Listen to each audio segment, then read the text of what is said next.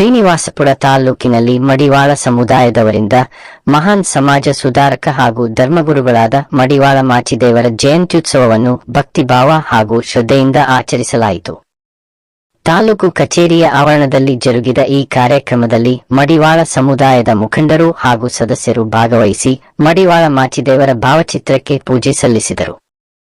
ಕಾರ್ಯಕ್ರಮದ ಆರಂಭದಲ್ಲಿ ಮಡಿವಾಳ ಮಾಚಿದೇವರ ಜೀವನ ತತ್ವಗಳು ಹಾಗೂ ಸಮಾಜಕ್ಕೆ ನೀಡಿದ ಸೇವೆಯ ಕುರಿತು ಮಾತನಾಡಿದ ವಕ್ತಾರರು, ಸಮಾನತೆ, ಶ್ರಮ, ಸತ್ಯ ಮತ್ತು ಮಾನವೀಯ ಮೌಲ್ಯಗಳ ಪ್ರಚಾರದಲ್ಲಿ ಮಾಚಿದೇವರ ಪಾತ್ರ ಅತ್ಯಂತ ಮಹತ್ವದ್ದು ಎಂದು ಹೇಳಿದರು.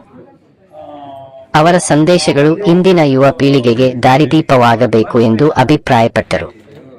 ಪೂಜೆಯ ನಂತರ ತಾಲೂಕು ಕಚೇರಿ ಆವರಣದಲ್ಲಿರುವ ಭಾರತ ರತ್ನ ಡಾ. ಬಿ.ಆರ್.